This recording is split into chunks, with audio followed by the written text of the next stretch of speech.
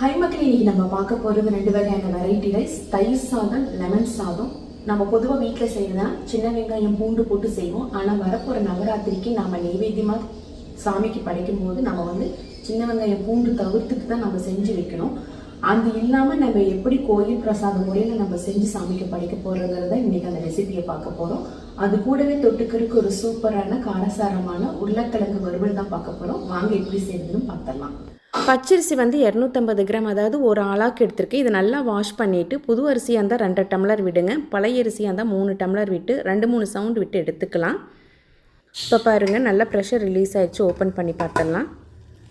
சாதம் நல்லா வெந்துருச்சு. இதில் பாதி லெமன் சாதம், அதாவது அரை அளவுக்கு அளவுக்கு சாதம் லெமன் சாதத்துக்கு எடுத்துக்கலாம். அரை அளவுக்கு சாத அளவுக்கு தயிர் சாதத்துக்கு நம்ம பிரித்து எடுத்துக்கலாம். ஏன்னா லெமன் சாதத்துக்கு உதிரியாக இருக்கணும், தயிர் சாதத்துக்கு நல்லா மசிச்சு விட்டு செய்யணும். இப்போ உதிரியாக இருக்கிறதுக்கு லெமன் சாதத்துக்கு மேலே நல்லெண்ணெய் அப்படியே ஊற்றிடுங்க. கொஞ்சம் இதை நல்லா மிக்ஸ் பண்ணி விட்டுருங்க. கட்டி இல்லாமல் உதிரியாக பண்ணிக்கலாம்.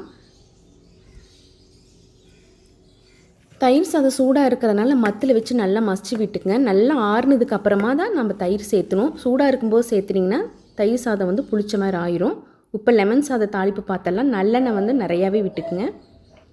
கடுகு 1/2 டீஸ்பூன், 1 டீஸ்பூன் கடலைப்பருப்பு சேர்த்திக்கலாம். 3/4 டீஸ்பூன் அளவுக்கு உளுந்தம்பருப்பு. இது நல்லா பொரிஞ்சதுக்கப்புறமா 1 வரமிளகாய், 2 பச்சை மிளகாய் பொடி பொடியாக நறுக்கியது, கறிவேப்பிலை சிறிதளவு.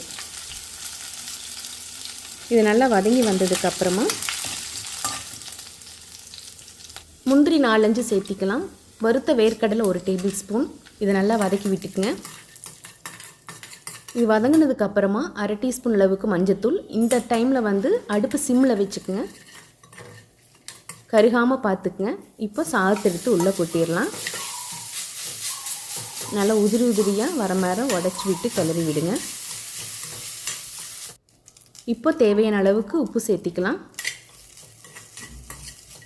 அரை ஆளாக்கு சாதம் இருக்கிறதுனால நான் அரை லெமன் தான் எடுத்துருக்கேன். இதில் ஜூஸ் நிறையா இருக்கிறதுனால எனக்கு இது கரெக்டாக இருந்தது. அவங்கவுங்க டேஸ்ட்டுக்கு தகுந்த மாதிரி புளிப்புத்தன்மை எந்த அளவுக்கு வேணுமோ அதுக்கு தகுந்த மாதிரி ஜூஸ் பிழிஞ்சு விட்டுக்குங்க. புளிப்புத்தன்மை கொஞ்சம் குறைவாக இருந்தால் தான் லெமன் சாதம் சாப்பிட்றதுக்கு நல்லாயிருக்கும். இப்போ மேலே நல்லெண்ணெய் அப்படியே கொஞ்சம் தூவி விட்டுட்டு கிளறி விடுங்க. அப்போ தான் நல்லாயிருக்கும், ட்ரை ஆகாமல் இருக்கும். பாருங்கள், இந்த மாதிரி உதிரியாக இருக்கணும். இப்போ மேலே கொத்தமல்லி தழை தூவி விட்டுக்கலாம். அவ்வளோதாங்க, சூப்பரான கோயில் பிரசாதம் ஸ்டைலில் லெமன் சாதம் ரெடி ஆயிடுச்சு. அடுத்தது தயிர் சாதத்துக்கு உப்பு தேவையான அளவுக்கு சாதத்தில் போட்டுக்கலாம். இது இப்போ தயிர் போடுறதுக்கு முன்னாடியே கையில் நல்லா மசிச்சு விட்டுக்குங்க. தயிர் போட்டதுக்கப்புறம் கையில் மசிச்சு விட்டிங்கன்னா தயிர் சாதம் புளிச்ச மாதிரி ஆயிரும். இப்போ 1 கப் அளவுக்கு கெட்டியான தயிர் சேர்த்துறேன். இப்போ தாளிப்புக்கு 1 டீஸ்பூன் அளவுக்கு வெண்ணெய் போட்டிருக்கேன். முந்திரி ஒரு 4-5 சேர்த்துனேன். முந்திரி நல்லா வறுப்பட்டதுக்கப்புறமா 1/2 டீஸ்பூன் கடுகு, 1 டீஸ்பூன் கடலைப்பருப்பு, 1/2 டீஸ்பூன் உளுந்தம்பருப்பு,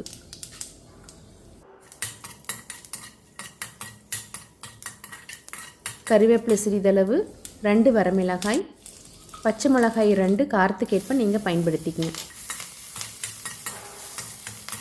இப்போ பாருங்கள், இது நல்லா வறுப்பட்டுருச்சு. இப்போ அடுப்பை ஆஃப் பண்ணிவிட்டு நம்ம இதை ஆறுனதுக்கு அப்புறம் தான் நம்ம சாதத்தில் சேர்க்கணும். இப்போ இந்த சாதம் தயிரும் நல்லா மசிச்சு விட்டுக்குங்க. சாதம் ஆற ஆற உங்களுக்கு கெட்டியாகும். இப்போ மறுபடியும் 1/2 கப் அளவுக்கு எனக்கு தயிர் தேவைப்பட்டது, அதனால் சேர்த்துறேன்.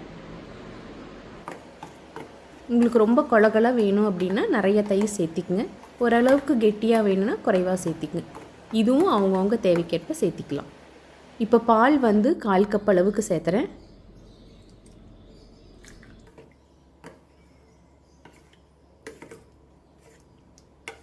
இப்போ நல்லா ஆறுனதுக்கு அப்புறமா தாளித்து தான் உள்ளே கொட்டிடலாம்.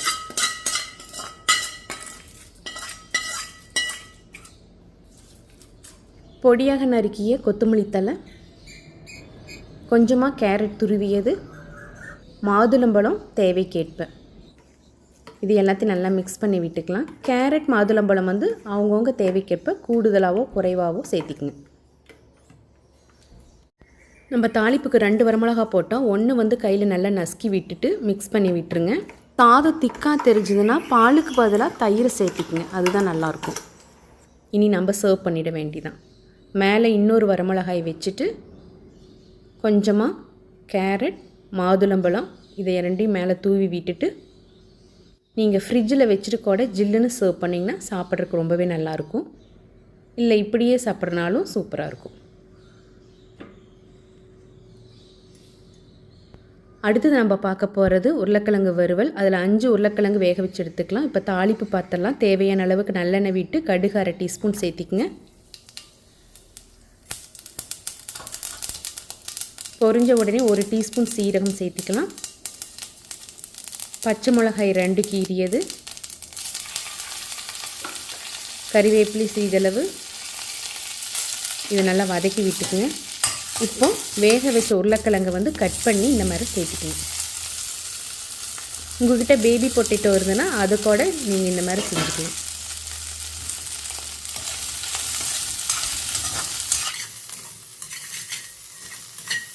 மஞ்சத்தூள் 1/2 டீஸ்பூன், 1 டீஸ்பூன் காஷ்மீரி மிளகாய் தூள், தனியாத்தூள் 1 teaspoon, chaat masala 1/2 teaspoon, black salt இருந்ததுன்னா அது கொஞ்சம் சேர்த்திங்க, அப்போ தான் டேஸ்ட்டும் வாசமாகவும் இருக்குது. நம்ம சாதாரண உப்பு தேவையான அளவு. இப்போ மேலே ட்ரை ஆகாமல் இருக்கிறதுக்கு கொஞ்சம் நல்லெண்ணெய் விட்டுருக்கேன். இது நல்லா உடையாமல் கிளறி விட்டுருங்க. இப்போ அடிப்பட்டாமல் இருக்கிறதுக்கு லைட்டாக தண்ணி வந்து தெளித்து மட்டும் விடுங்க. ரொம்ப தண்ணி விட்டுட்டிங்கன்னா ஒரு மாதிரி கொள்ளன்னு ஆயிரும். தேவையான அளவுக்கு கொத்தமல்லி தழை தூவி விட்டுக்கலாம். நல்லா ரோஸ்ட் பண்ணி எடுத்துக்கலாம். ஏற்கனவே நல்லா வெந்ததுனால ஒரு 2 நிமிஷம் ரோஸ்ட் பண்ணிங்கனாவே போதும். இப்போ பாருங்கள் நல்லா ட்ரை ரோஸ்ட் ஆயிடுச்சு. அவ்வளோதாங்க, சூப்பரான காரசாரமான உருளைக்கிழங்கு வறுவல் ரெடி ஆயிடுச்சு. இனி நாம் தயிர் சாதம் லெமன் சாதத்துக்கு தொட்டு சாப்பிட வேண்டிதான். நீங்களும் இதே மாதிரி செஞ்சு பார்த்துட்டு எப்படி இருந்ததுன்னு கமெண்ட் செக்ஷனில் பதிவிடுங்க. லைக் பண்ணி ஷேர் பண்ணி சப்ஸ்கிரைப் பண்ணிவிடுங்க. நாளை வேறொரு பதிவில் சந்திப்போம். அதுவரை நன்றி, வணக்கம். ஹாய் மக்களே, இன்னைக்கு நீங்கள் கடவுள் தெய்வத்துக்கு அதுக்கு ஒரு சூப்பரான நம்ம பார்க்க போகிறது பார்த்தலாம். ஆனால் இந்த கூட இந்த தயிர் சாதம் லெமன் சாதம் உருளைக்கிழங்கு வறுவல் தான் பார்க்க போகிறோம். வாங்க எப்படி செய்யணும்னு பார்த்தலாம்.